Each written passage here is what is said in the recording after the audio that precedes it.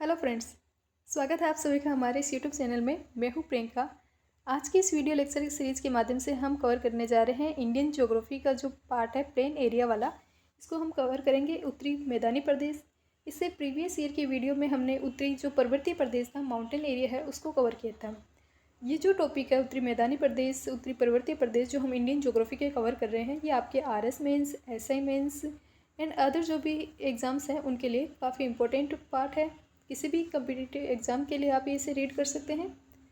तो ये video lecture की स्टार्टिंग करते हैं। फर्स्ट जो हम स्टार्ट करेंगे, हम थोड़ा रिवीजन कर लेते हैं। जो पहले वाले वीडियो लेक्चर में हमने उत्तरी पर्वतीय प्रदेश को कवर किया था, उसका शॉर्ट में रिवाइज कर लेते हैं। हम जानते हैं कि इंडिया का विस्तार है वो हम 32.8 लाख वर्ग किलोमीटर में इंडिया का विस्तार है, वो फैला हुआ है। 32.8 लाख वर्ग किलोमीटर है, ये इंडिया का विस्तार है, जिसमें मेजरली रूप से 28 राज्य और 8 आपके यूटी इंक्लूड हैं। इसी के साथ हमने इसका लॉन्गिट्यूड और लेटीट्यूड वाइज हमने इसका विस्तार देखा था।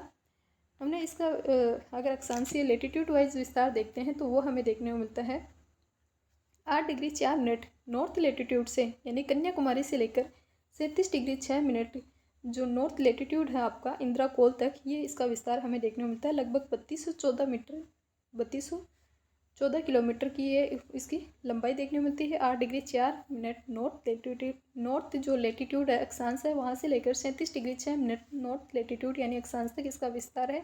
वहीं अगर आप इसका देशांतरीय विस्तार देखेंगे, लॉन्गिट्यूड वाइज विस्तार देखेंगे, तो आपको देखने को मिलेगा 68 डिग्री 7 मिनट से लेकर 97 डिग्री 25 मिनट तक इसका जो ईस्टर्न लॉन्गिट्यूड है यानी कि देशांतरीय विस्तार है वो देखने को मिलता है। और जो देशांतरीय विस्तार है वो 2933 किलोमीटर है।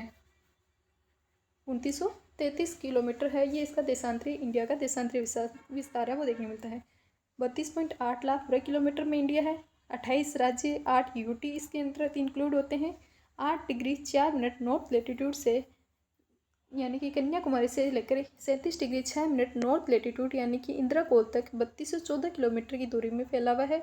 और हमने इसका लॉन्गिट्यूड विस्तार देखा है 68 डिग्री 7 मिनट ईस्टर्न लॉन्गिट्यूड से 97 डिग्री 25 मिनट जो ईस्टर्न लॉन्गिट्यूड है, देशांतर है, यहाँ तक इसका विस्तार 2933 मीटर की जो दूरी है वो देखने को मिलती है।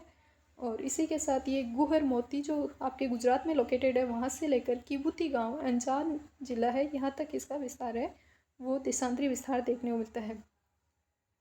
इसी के साथ हमने प्रीवियस ईयर की वीडियो में उत्तरी जो पर्वतीय प्रदेश है उसको कवर किया था। तो उसमें हमने देखा था उत्तरी जो हिमालयन पर्वतीय प्रदेश है, इसकी फॉर्मेशन है वो टर्सरी काल में होती है। तो ये पूछा जा सकता है कौन से एरा में इसकी फॉर्मेशन हुई है, तो ये टर्सरी एरा में इसकी फॉर्मेशन होती है जब आपकी यूरेशियन प्लेट और इंडो ऑस्ट्रेलियन प्लेट है, इनके दोनों का टकराव होता है, इन दोनों प्लेटों के अभिसरण होता है।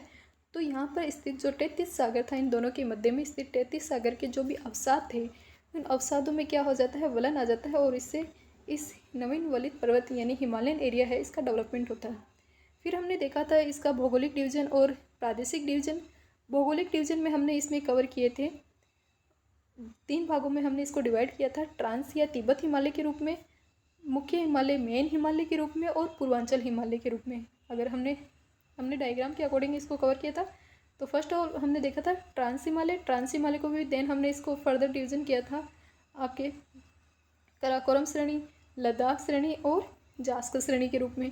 फिर हमने इसको देखा था मुख्य हिमालय, मिडल हिमालय, जिसे वृहद, मध्य या लघु हिमालय के रूप में जानते हैं।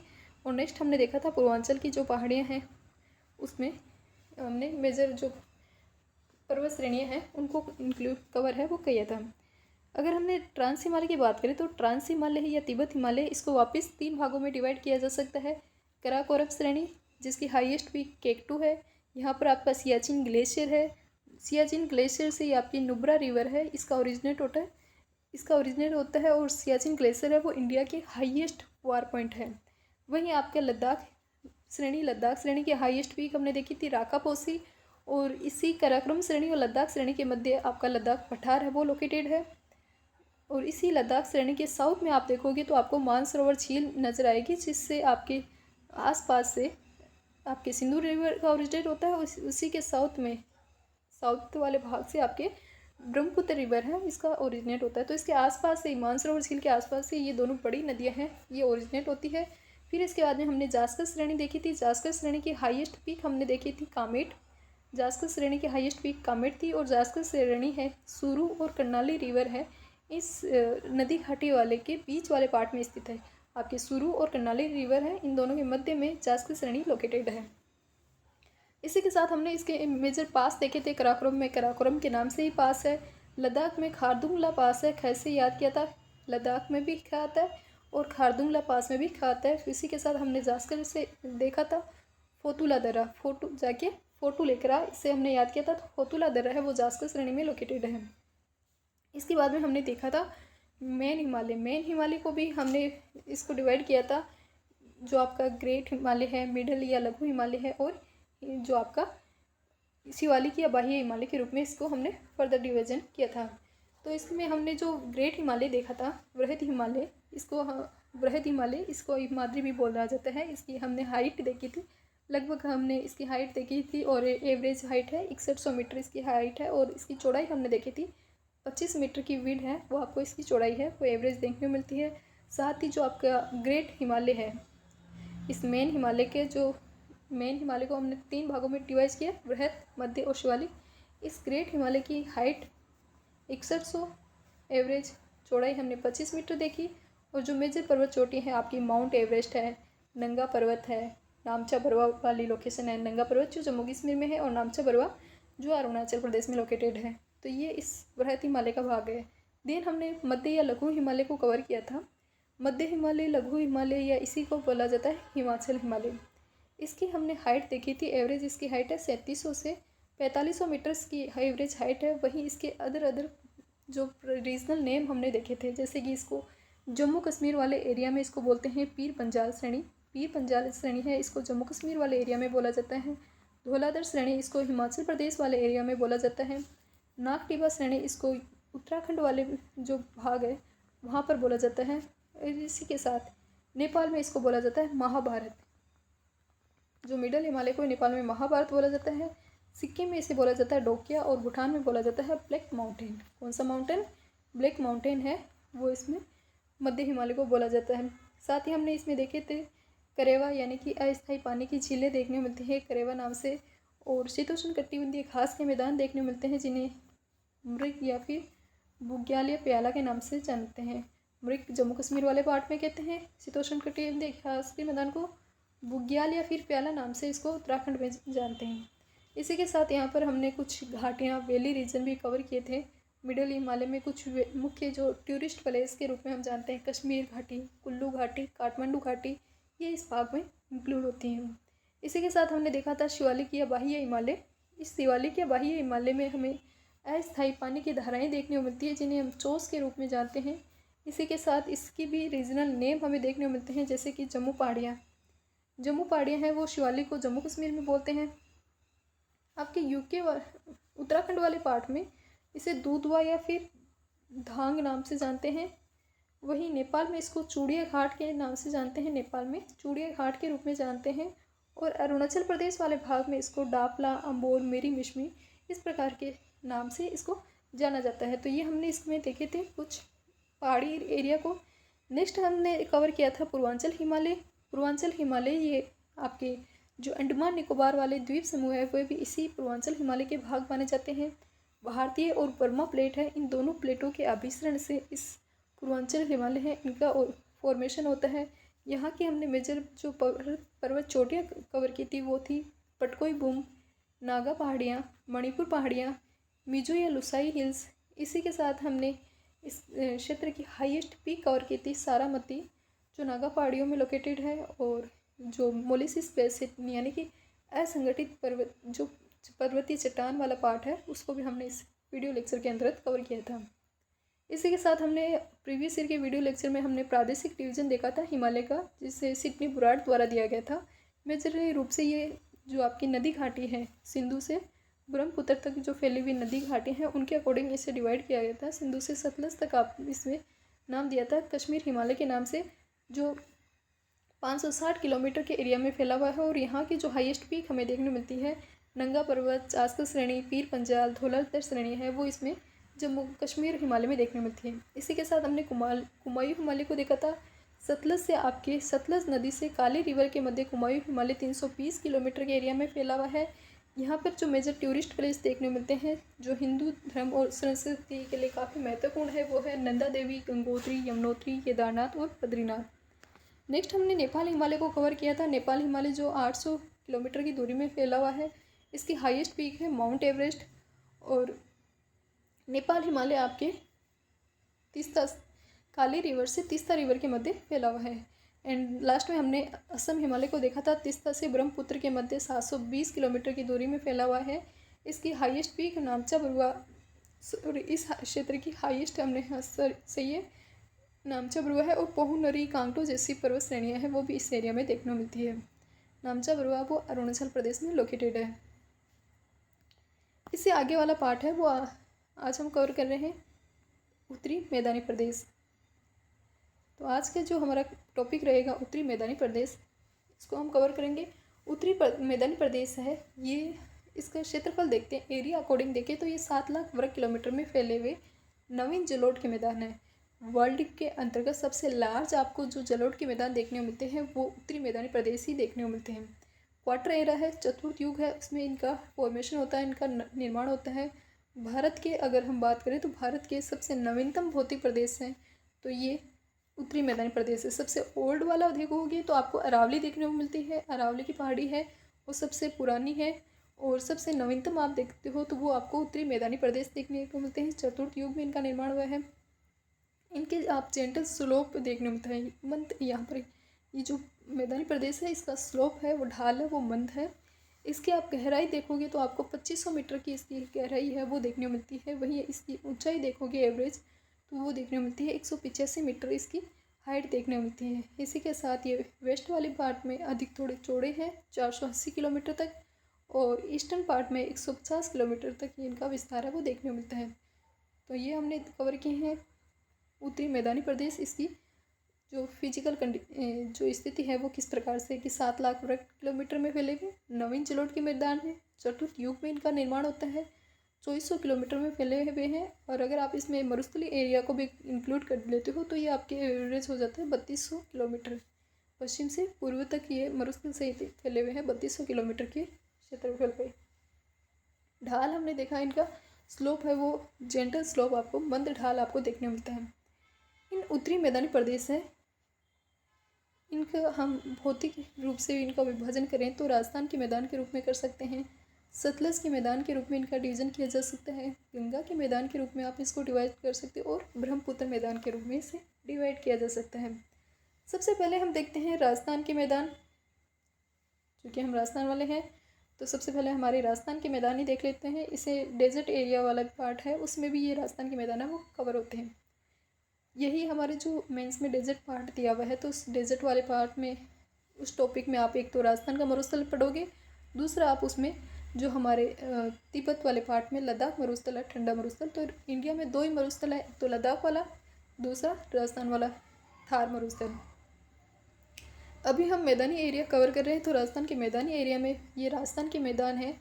इनमें जो आपको झील देखने को मिलती है, लेक देखने को मिलती है, सेलाइन लेक है, लवणीय झीलें आपको इसमें देखने को मिलती है।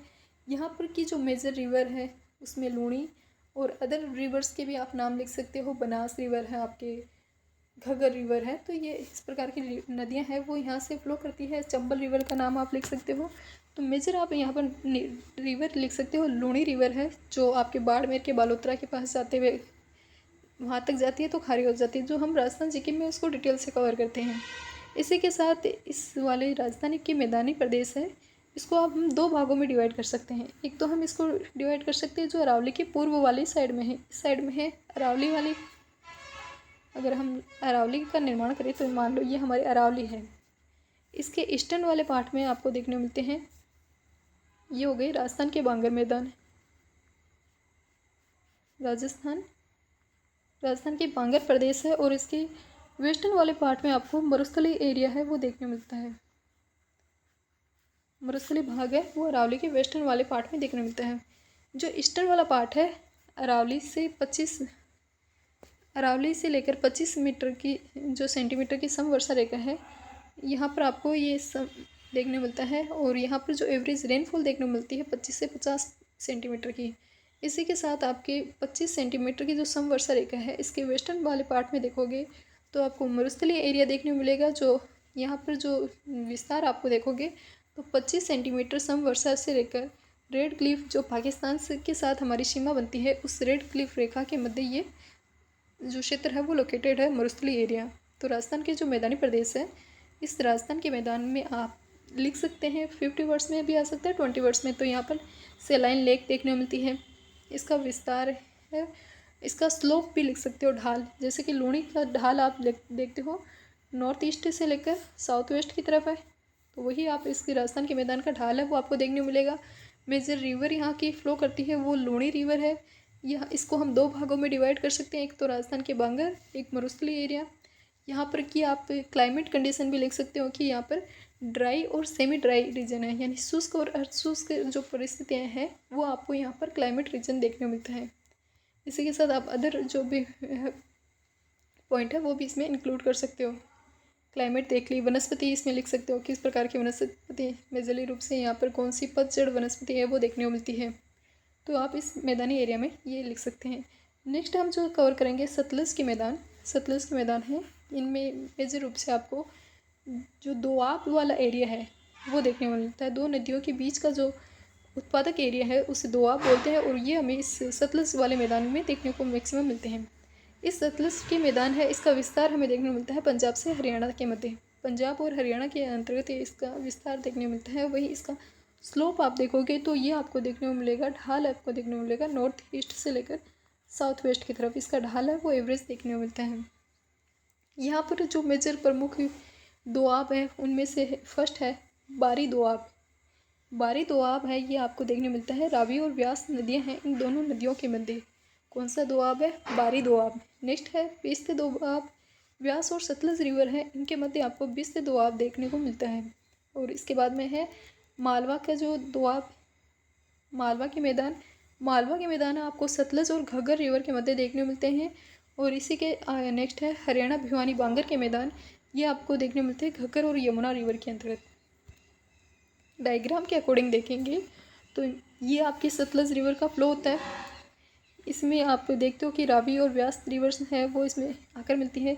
तो इस रावी और व्यास के मध्य जो लोकेटेड है वो है आपके बारी दोआब। व्यास और सतलज रिवर है, यहाँ के इसकी के मिड में जो लोकेटेड है वो है बिस्त दोआब। रावी और व्यास के मध्य तो हो गया बारी, व्यास और सतलज के मध्य स से सतलज, तय सतलज में भी तो आ रहा है तय और बिस्त में भी आ रहा है तय, तो तय से याद रख सकते हैं, बिस्त व्यास और सतलज के मध्य है। नेक्स्ट आता है मालवा का मैदान।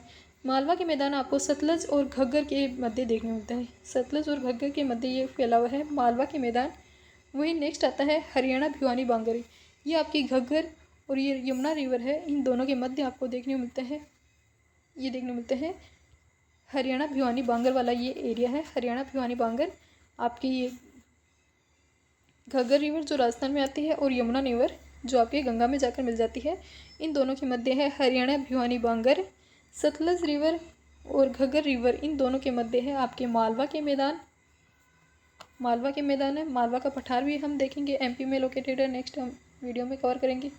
और इससे पहले हमने देखा था रावी नदी और व्यास नदी, इन दोनों के मध्य है बारी, रावी की भी रा और बारी में भी रावी, बारी, व्यास और सतलज, ये हमने कवर किए हैं राजस्थान में राजस्थान के मैदान और सतलज के मैदान।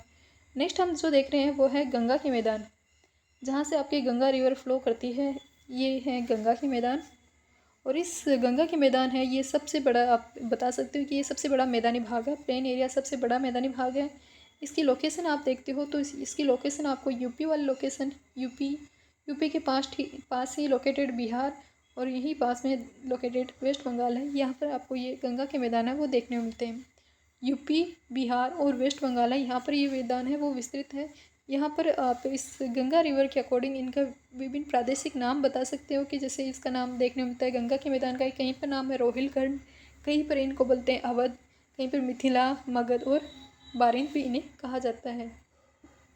मिथिला, मगध, बारिन, द्रार वाला एरिया है वो भी इन्हें गंगा के मैदान को कहा जाता है। तो इन्हें आप मैप के अकॉर्डिंग देखें तो यूपी वाले पार्ट है, यहाँ पर आप इसको बोलते हैं रोहिलखंड के मैदान, यूपी के अवध वाले पार्ट की तरफ, जहाँ पर आपने राम मंदिर भी बना है, अवध के राम मंदिर, तो वहाँ पर इस गंगा के मैदानी प्रदेश को बोला जाता है अवध के मैदान। वहीं आप बिहार में गंगा के उत्तर की साइड देखोगे तो इसको बोला जाता है मिथिला के मैदान। वहीं साउथ वाले इस पार्ट में, बिहार में साउथ वाले भाग में इसको बोला जाता है मगध के मैदान। मगध एक प्राचीन, हम जानते हैं काफ़ी इंडियन हिस्ट्री में पढ़ा है, साम्राज्य था मगध साम्राज्य। तो ये मगध साम्राज्य या मगध के मैदान है वो गंगा के दक्षिण में है और बिहार वाले लोकेशन में है। देन हम देखते हैं बारिंद के मैदान। बारिंद के मैदान आपके ये कोसी रिवर फ्लो करती है। कोसी और महानंदा जो रिवर है, इन दोनों के मध्य जो लोकेट है, इनको बोलते हैं बारिंद के मैदान। कोसी और महानंदा रिवर है, इन दोनों के मध्य लोकेटेड है बारिंद। वहीं आप देखोगे रार मैदान है, वो आपकी दामोदर रिवर और जो स्वर्ण रेखा रिवर है, इन दोनों के मध्य लोकेटेड है, इनको बोलते हैं रार मैदान। तो ये हमने देखिए गंगा के मैदान, जिनके प्रादेशिक विभिन्न नाम है, जैसे कि रोहिलखंड हमने देखा यूपी में लोकेटेड है, यूपी में रोहिलखंड है। यूपी में आपको अवध मैदान देखने मिलते हैं गंगा के उत्तरी वाले भाग में। बिहार में उत्तर वाले पार्ट में इसको बोलते हैं मिथिला, साउथ वाले पार्ट में बोलते हैं मगध। आपके कोसी और महानंदा रिवर है, इन दोनों के मध्य बोलते हैं बारिंद। दामोदर और स्वर्ण रेखा है, इसके मध्य बोला जाता है इसे रार प्रदेश। तो ये हमने देखे हैं गंगा के मैदान, और ये विस्तार इनको भी देखने मिलता है यूपी, बिहार, वेस्ट बंगाल में। यहाँ पर आपको सर्वाधिक जनसंख्या घनत्व इस पार्ट में देखने मिलता है। इसी के साथ यहाँ पर सर्वाधिक उत्पादन आप बता सकते हो। जो गंगा नदी का ढाल है, जैसे कि गंगा नदी का ढाल है नॉर्थ वेस्ट से साउथ ईस्ट, तो ये इस मैदानी प्रदेश का आप ढाल है वो लिख सकते हो। तो इस प्रकार अदर जो भी फैक्टर है वो भी आप इसमें इंक्लूड कर सकते हो। नेक्स्ट जो आते हैं वो है ब्रह्मपुत्र के मैदान। ब्रह्मपुत्र के मैदान है ये आपके असम वाले पार्ट में, जहाँ से आपकी जो ब्रह्मपुत्र रिवर है वो फ्लो करती है, तो ये वाले मैदान है वो वहाँ पर लोकेटेड है। मेजर रूप से यह सदिया से लेकर धुबरी के मध्य 750 किलोमीटर की जो दूरी है, वहाँ पर ये ब्रह्मपुत्र के मैदान है वो असम में स्थित है। असम में इनका ढाल आप लिख सकते हो कि जो ब्रह्मपुत्र रिवर का ढाल है नॉर्थ ईस्ट से लेकर साउथ वेस्ट की तरफ, तो वही इन ब्रह्मपुत्र के मैदान का ढाल है वो आप देख सकते हैं। और इसी के साथ आप इनकी एवरेज चौड़ाई लिख सकते हैं, 100 किलोमीटर की इनकी एवरेज चौड़ाई है। यहाँ पर कौन सी एग्रीकल्चर की जाती है, तो मेजर रूप से असम वाले भाग में चावल और जूट यानी पटसन की खेती है वो यहाँ पर की जाती हैं। तो इसमें हमने जो उत्तरी मैदानी प्रदेश है इसमें हमने देखा कि ये कहाँ पर विस्तृत है। 7 लाख वर्ग किलोमीटर में फैले विश्व के सबसे जो बड़े जो जलोढ़ के मैदान है, हमने इनकी गहराई की डीपेस्ट इनका ये है 2500 मीटर। इनकी हाइट एवरेज देखी 185 मीटर। वहीं हमने देखा कि ये कितनी दूरी में फैले हुए हैं, तो 2400 किलोमीटर। मरुस्थल वाला पार्ट इनमें इंक्लूड कर लेते हो तो बन जाते हैं 3200 किलोमीटर। आप इनके वेस्ट वाले पार्ट में इनकी चौड़ाई देखते हो तो 480 किलोमीटर। वहीं आप इसके ईस्टर्न वाले पार्ट में देखते हो तो इसकी एवरेज हाइट चौड़ाई देखने मिलती है 150 किलोमीटर। तो ये हमने इनकी जो फिजिकल फीचर्स देखे, फिर हमने इनका डिवाइड किया राजस्थान के मैदान, सतलज के मैदान, गंगा के मैदान और ब्रह्मपुत्र के मैदान।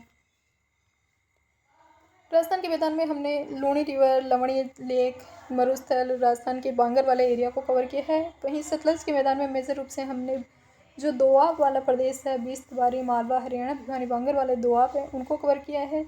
गंगा के मैदान में हमने इसके मेजर जो प्रादेशिक नाम हैं उनको देखा और इसकी लोकेशन देखी। ब्रह्मपुत्र के मैदान जो असम वाले भाग में स्थित है, 100 किलोमीटर के चौड़े हैं। चावल और जूट की खेती यहाँ पर की जाती है और ये इनकी हमने ये एवरेज इनकी देखी है कि इनका विस्तार देखा है, एक्सटेंशन इनका देखा है। सदिया से धुबरी वाली जो लोकेशन इनके मध्य 750 किलोमीटर की दूरी है, यहाँ पर ये विस्तृत है। नेक्स्ट जो हम इनका डिवीज़न देखेंगे संरचना के अकॉर्डिंग, उत्तरी मैदानी प्रदेश में इनका डिवीज़न देखेंगे। संरचना के अकॉर्डिंग आप इनका डिवीज़न देखते हो तो वो आपको देखने मिलता है भाबर, तराई, खादर और बांगर वाले पार्ट में। भाबर है ये सबसे बड़े, आप बता सकते हो शिवालिक के पदेन में स्थित है। यहाँ पर सबसे बड़े अवसाद है वो यहीं पर जमा होते हैं। अगर हम इनको डायग्राम अकॉर्डिंग फर्स्ट देख लें तो ये ईजी वे में आपको याद हो सकते हैं। आपकी ये पर्वतीय प्रदेश है, इस पर्वतीय प्रदेश से कोई रिवर है वो फ्लो करती है, तो सबसे पहले वो रिवर फ्लो करेगी तो सबसे बड़े अवसाद है वो यहाँ पर जमा कर देगी।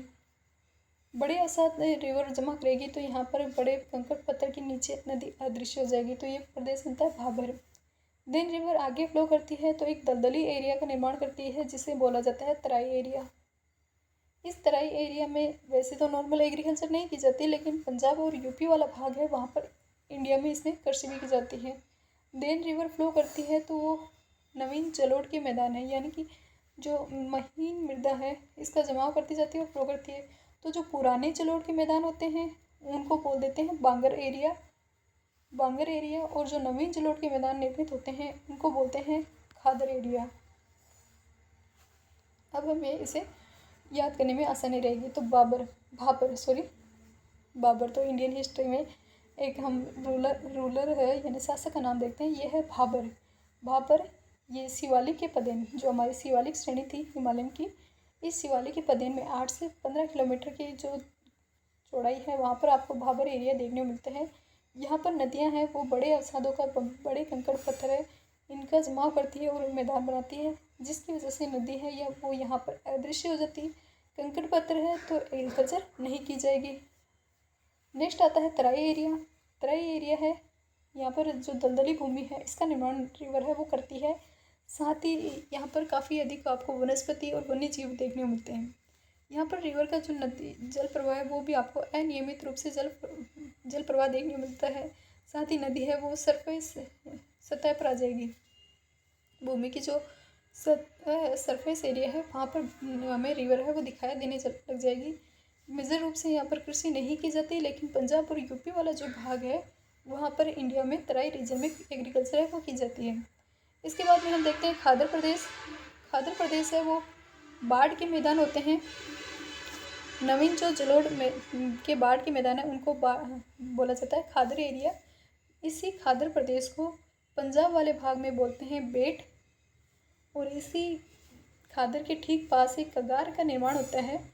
इस कगार को बोला जाता है धाया या फिर बल्फ एरिया। इंग्लिश में बोलें तो बल्फ एरिया इनको बोला जाता है। एक खादर के ठीक पास में एक कगार का फॉर्मेशन होता है। इस कगार के निर्माण को ही पंजाब में धाया या फिर ढाया इसको बोलते हैं। तो ये हम खादर के रिगार्डिंग लिख सकते हैं। खादर यानी कि एक नवीन जो बाढ़ के जलोढ़ मैदान है, प्लेन एरिया है, और इन्हीं को पंजाब में बेट बोलते हैं। और इसी के पास जिस कगार का निर्माण होता है उसको बोलते हैं धाया। और इसी के साथ ये अत्यधिक उपजाऊ होने के कारण यहाँ पर मैक्सिमम सर्वाधिक कृषि है वो इसी एरिया में की जाती है।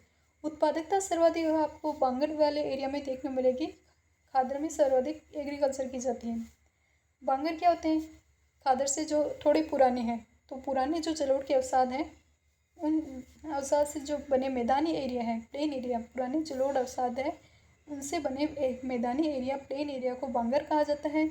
इस बांगर के पास ही जो ऊपर की जो मुलायम मिट्टी होती है, यहाँ से मुलायम मिट्टी हट जाने के बाद में एक कंकर युक्त जो भूमि है, लैंड है, उसका फॉर्मेशन होता है जिसे बोला जाता है भूड़। तो भूड़ आपसे 20 वर्ड्स में पूछा जा सकता है, भूड़ के संबंध में डिस्क्राइब कीजिए।